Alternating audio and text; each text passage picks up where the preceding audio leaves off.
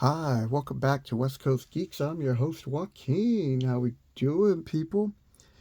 Today's video is what was your first product that you bought or was given as a gift that introduced you to Dungeons and Dragons? I started playing at the age of 8. I want to say at the time because my birthday's in April, so either I started in March or close to my birthday. But I remember being introduced to this game in the middle of the school year, and then we played all summer. My friend Jeff, my friend Joey, his older brother Jeff played, and he was a DM, and he's the one who introduced this game to me.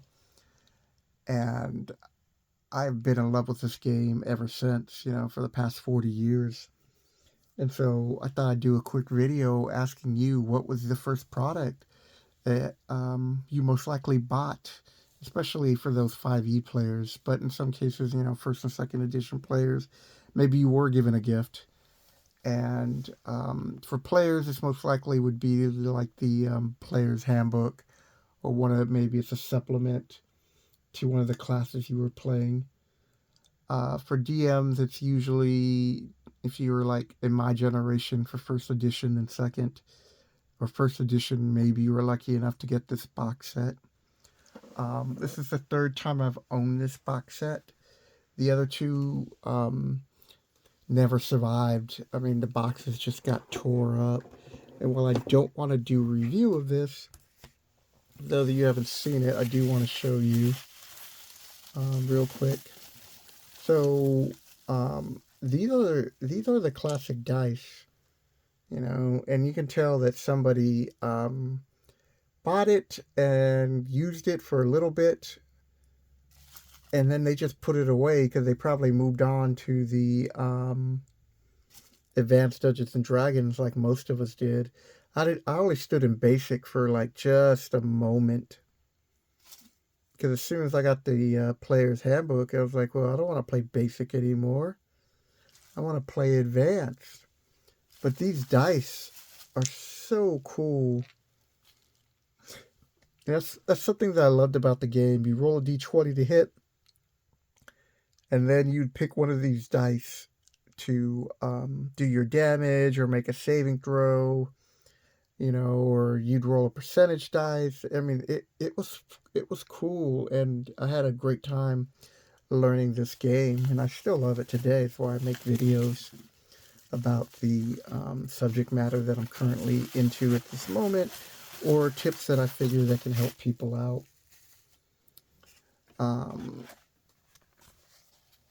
Came with the B1, Search of the Unknown. Here's this form I should fill out. You can be a winner. Oh, I can receive a $10 gift certificate towards the purchase of any product published by TSR Hobbies, with the grand prize drawing of $200. I wish I'd have known about that. Probably a little kid didn't even pay attention to it.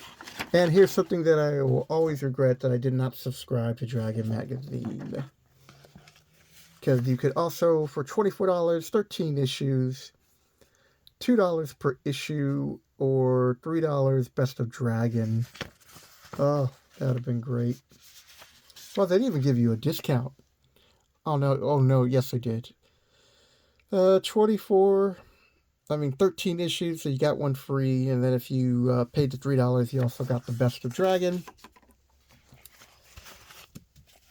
So I've done a review with this, but I really want to do a review with Eric with this, because he's got so many stories. He actually has Ed Greenwood in his group, but that's a tale for another day. So that was my first product. The next book that I bought, or was my parents bought for me, was the Monster Manual. And I wrote my name in here, and instead of a Q, I put a P. Wah wah. So, as a kid, between markers, crayons, and colored pencils, I went to town on this book. Now, I've replaced this book, so I have a cleaner copy, but Man, I love the nostalgia of this artwork. And so, this book and the Player's Handbook were the two books that I usually carried with me when I was like going on trips or just playing the game. It's my original Player's Handbook. And it looks like a year or two I actually wrote my name in the book, and my spelling and my handwriting has really improved. Either that or most likely my mom wrote that in for me. Thanks, Mom. Um, this is well loved. I mean, I would always take this book. I was constantly reading what the players could do, so I knew what I could throw at them and not feel bad when I killed them. I know Eric's laughing if he watches this video about that comment. The spells too, because I did like to throw other NPCs, and they're usually wizards and clerics, and a few times an evil druid. So I'd like to use these spells against them, which the first time I did that shocked them. They're like, "What?" And I was like, "Yeah, you just got hit with a fireball. Now you know how it feels, killing all my poor goblins." Love the artwork on here, the magic mouth. These adventurers being successful, leaving the dungeon. Now, my original Dungeon Master's Guide is in really good shape compared to the others. I mean, yeah, it's got this dent here, but the reason why is I didn't spend as much time reading this book as I did the others. Oh, I love the artwork on these. When I was taught, because I was 8, it was very simple, you know. The basic rules on casting spells, rolling to hit, damage, learning how to become a good dungeon master. And so,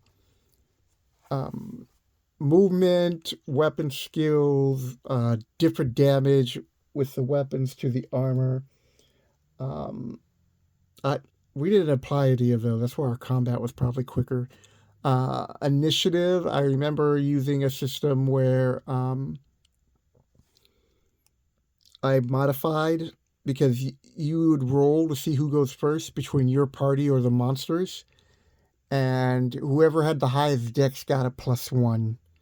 And so that person would roll, and I'd roll off against them, and you got a +1 to your roll, and that's how we did it. So as I got older, I would color in the lines better. Would start referencing this book a little bit more and getting ideas, but mainly I used it for some rules I wanted to look up, but it was treasure, and I knew a lot of these magical items.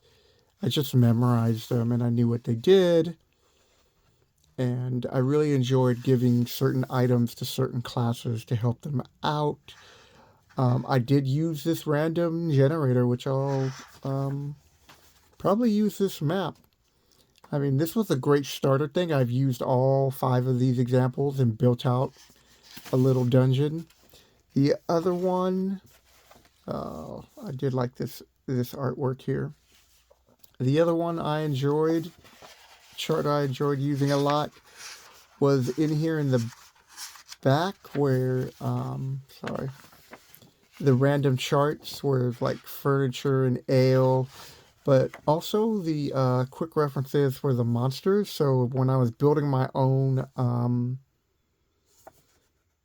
wandering monsters, I would look through the region and then just, look through here real quick and pick out some monsters, and then, look through the dungeon monster manual to get a better look at this. But in case you didn't have the monster manual, you could just always turn to these pages here and get your stats, and you were all good to go. And they had their special defenses and abilities, and gave you experience points and treasure types.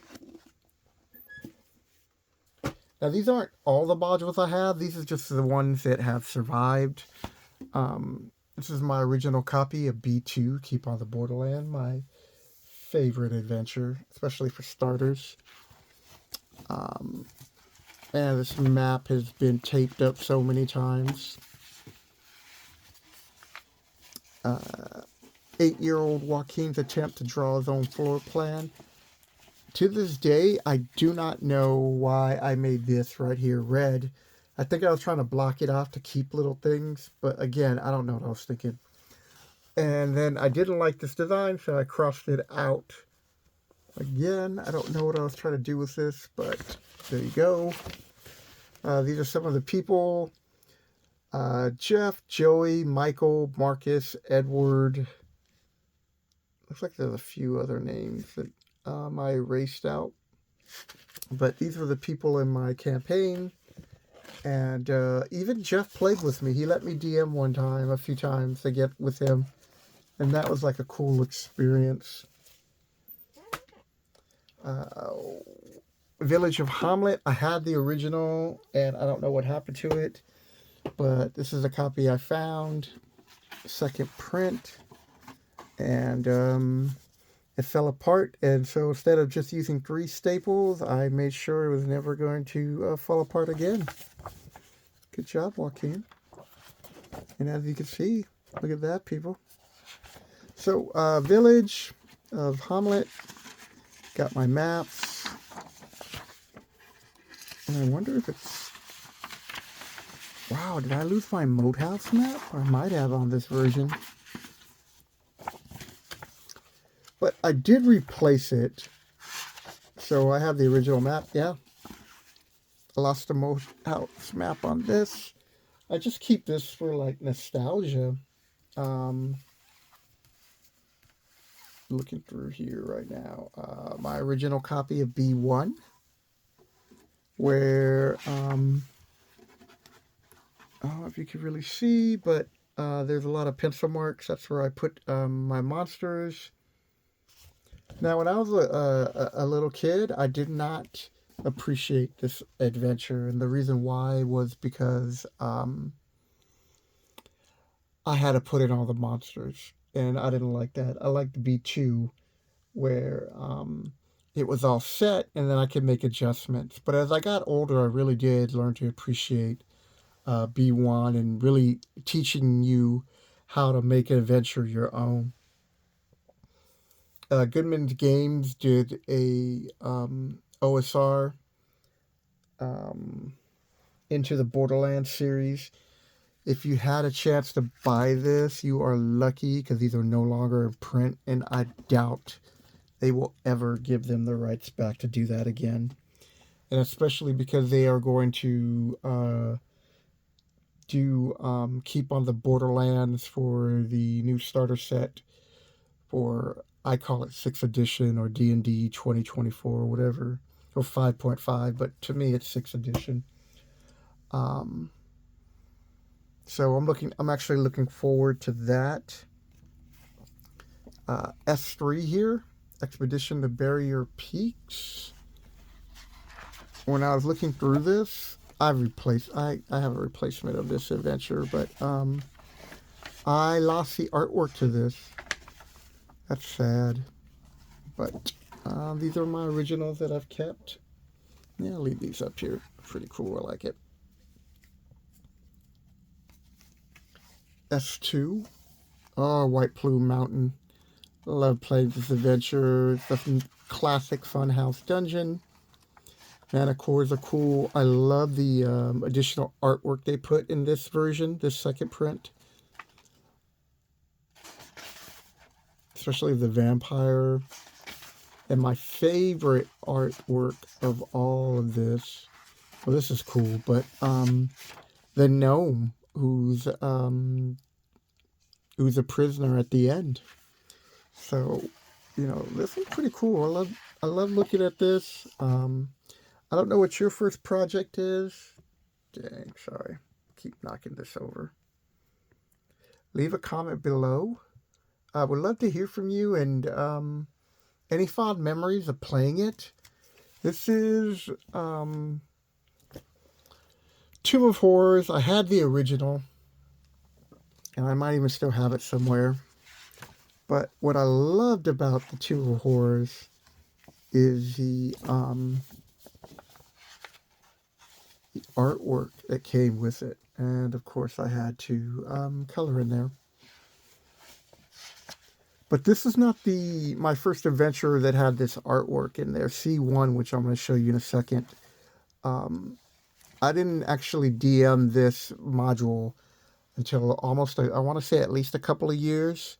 Because I had played through it twice. And then me and my friends took a crack at it and I killed them. And they were sad. But we already had gone through it as players, so we knew what to expect. But the Hidden Shrine, man, I love this module. Especially if you play in a tournament where you have your time. But the artwork in here, what do I do with that? Oh, here it is. Again, the tape. I just thought the artwork was so cool that I had to color in it to improve it, people. Oh, I love this Jaguar picture.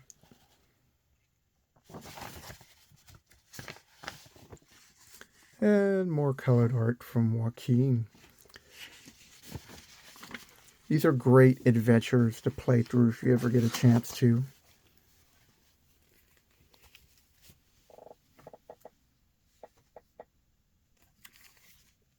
This is my original Queen 1. Queen of the Demon Web Pits. I gotta say I was a little disappointed in this the first time I played through because, you know, we went through the whole series.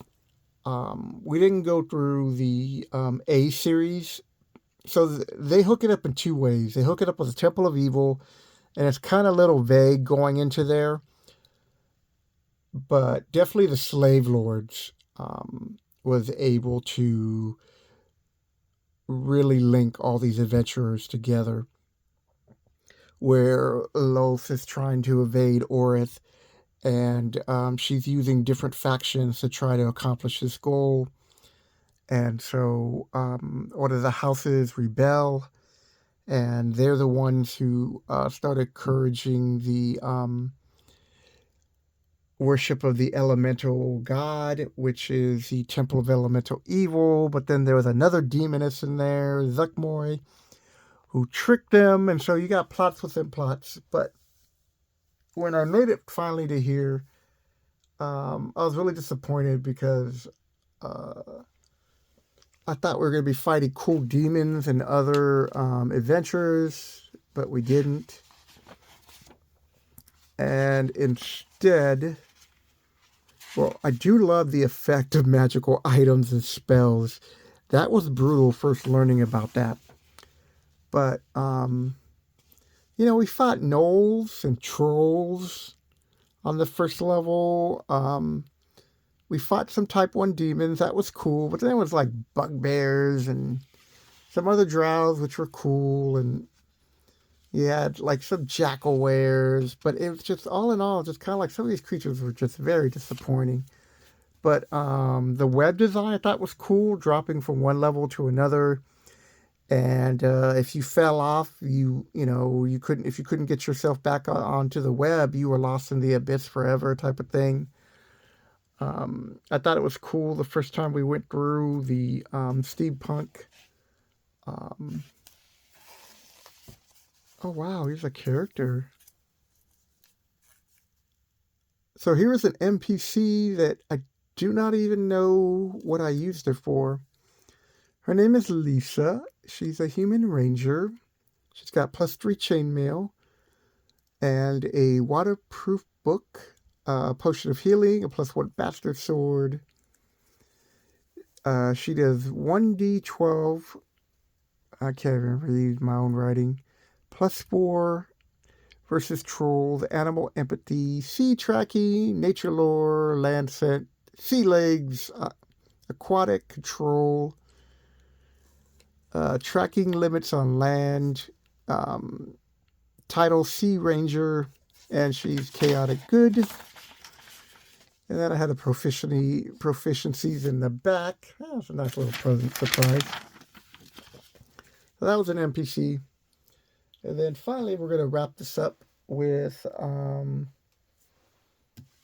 these are the modules I could find. The A series, but I don't have A2.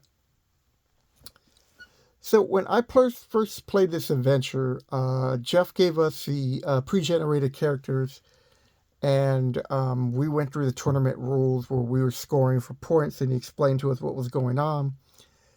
And I think we only spent like 3, no more than 4 sessions playing this, because he actually gave us more time than you would have at the playing on the weekend. But he wanted us to have that kind of feel, which I thought was cool.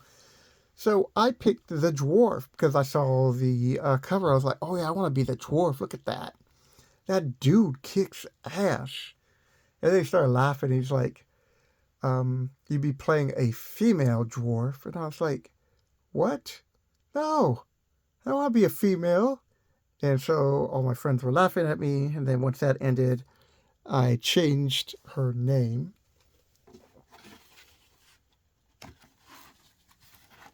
I changed her name from Iwita, I think it's Iwita, to probably like Edward or something. I don't even know. Maybe Ghibli. Who knows? I mean, I was a big Lord of the Rings fan watching the cartoons back in the day. And for those of you who watched The Hobbit, you know what I'm talking about. And Return of the King and the Two Towers. At another time that we played through this, I played Blodgett the Thief. That was pretty cool. So, fun times, people. Man, I always love this artwork right here, where you got the little backstabbing ability. I don't have A2 with me for some reason. I have copies, like I said, of all these modules. They're all in pretty good shape now. But these are my originals, and I don't want to get rid of them just because of the excuse me, nostalgia base. Now, for some reason, and you could back me up in the comments, does this guy look better with the mustache and the little goatee? I thought so. So I added it on. We actually fought the slave lords at one point, and then we lost. And then that will give a segue into the next adventure. Excuse me, which I really loved. Love this like artwork. And when we started fighting the slave lords, he showed us this scene. I thought it was pretty cool. Till they kicked our butt. That wasn't cool. And then, of course, in the dungeons of the slave lord, where you wake up in a volcano because you've been captured. And in some cases, you're just kind of railroaded, where you're just knocked out by poisonous gas and you don't get a save. And so there were a lot of scenarios, not a lot, there were a few scenarios back in first edition where some players really didn't like it. And I wouldn't introduce that to your 5e players. I just don't think they could handle it. It comes down to going along with a story and making the best of it and enjoying the situation that you're in instead of complaining and nitpicking. I thought it was cool. You know, you're talking like total survival. You're stripped of all your gear, and you're just fighting your way back, trying to survive. And at the end, look at that. Joaquin's getting really good with his coloring. Stayed in the line and everything. And then we have my crayon cobalts. Again, I love being shown this art as it was appropriate. We got a little crab there. And at one point we did exit by swimming. Fought the crayfish. I don't think we ever did meet the badger. Well, not on that first run. Snapping Turtle, that was not cool, barely having clubs and found some weapons. And of course, the classic Slave Lords. And so, because the drow was already in black, I just thought I'd make everything black. I wish I could redo this art. I might redo this art. It's pretty cool. But I did like seeing this picture at the end, and these were the slave lords that we were fighting, and you know, the Magmen and the Myconins. Being first introduced to that was a fun experience. So that's I thought this would be a quick video. For me, I try to keep them like between 10 and 15 minutes. That's my quick video. So this is just a normal video down memory lane.